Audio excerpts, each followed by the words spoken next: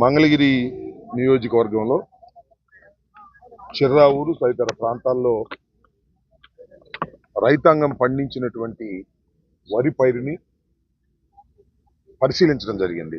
నాతో పాటుగా ఎమ్మెల్సీ మురుగుడు హనుమంతరావు గారు, అలాగే మంగళగిరి ఇన్ఛార్జ్ వేమారెడ్డి గారు, పార్టీ సెక్రటరీ నిమ్మకాయల రాజనారాయణ గారు, ఇంకా తదితర నాయకులు అందరం కలిసి వచ్చి ఇక్కడ రైతుల యొక్క పరిస్థితి తెలుసుకోవాలనేటువంటి ఒక ప్రయత్నం చేస్తున్నాం.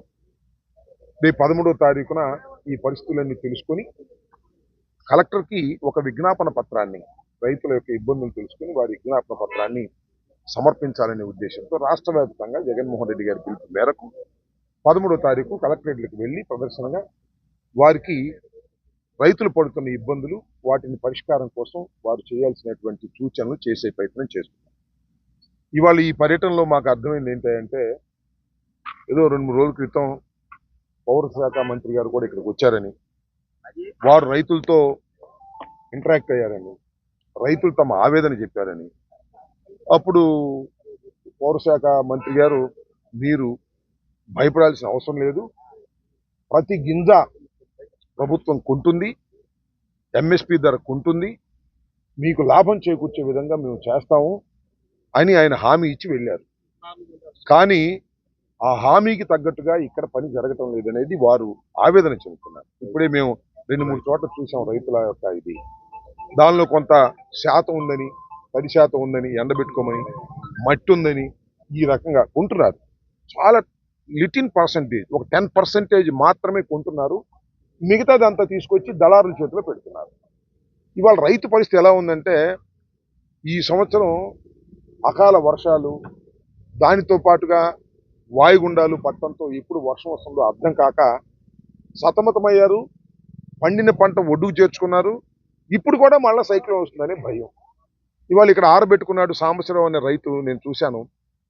ఆయన ఆరిపోయింది, బ్రహ్మాండంగా ఉంది, కొనండి 4 రోజులు ఆగమంటున్నారు. 4 రోజులు అయితే వర్షం వస్తే మళ్ళీ తడి శాతం పెరుగుద్ది, పెరిగితే మళ్ళా రేటు తగ్గించమని దళారులు వస్తారు. దళారీ వ్యవస్థతోనే ఇవాళ రైతు చాలా ఇబ్బంది పడుతున్నాడు. ప్రభుత్వం మాత్రం, అగ్రికల్చర్ డిపార్ట్మెంట్ మాత్రం కొనేటటువంటి పరిస్థితిలో లేకపోవడం చాలా దురదృష్టకరంగా మేము భావిస్తున్నాం. ఇప్పటికైనా మేము ఈ ప్రభుత్వాన్ని కోరుకునేది, డిమాండ్ చేసేది ఏంటంటే, తక్షణమే ఎగబడి కొనండి. రైతులు ఎగబడుతున్నారు, మాయగొండ అని. అలా కాదు, మీరు ఎక్కడుంది చెప్పండి, మేము వచ్చి కొంటాం అనే పద్ధతుల్లో చేసినప్పుడే రైతు ఒక ఉన్నంతలో బెటర్గా ఉంటాడు. పెద్ద లాభాలు వస్తాయని నేను అనుకోని ఈ సంవత్సరం రైతుల్ని నాకు సంతోష పెట్టేటువంటి కార్యక్రమం చేసి, ఎంత కష్టపడ్డా రైతులకు పెద్దగా మిగిలేది ఏమి ఉండదు. కానీ ఇవాళ ఈ పరిస్థితిని ప్రభుత్వం అర్థం చేసుకోవాలని డిమాండ్ చేస్తున్నాం. సరే, ఇంకా చాలా ఇష్యూస్ ఉన్నాయి. ఏదో రైతు భరోసా 1350 ఏంటి, నేను రానియండి 2000 రూపాయలు ఇచ్చేస్తాను, దాని 20,000 రూపాయలు ఇచ్చేస్తాను, దాని మీద పేరు పెట్టండి, అన్నదాత సుఖీభవ. అదో స్వామి చెప్పినట్టు ఇది పోయింది, అది పోయింది. ఇదేమో రైతు భరోసా 13,500 లేదు, ఆయన ఇస్తా అన్న సుఖీభవ లేదు. రెండింటినీ ఎగ్గొట్టినటువంటి మహానుభావుడు ఈ చంద్రబాబు నాయుడు గారు. సరే, ఇంకా పొలిటికల్ విమర్శలు చేస్తాం తర్వాత.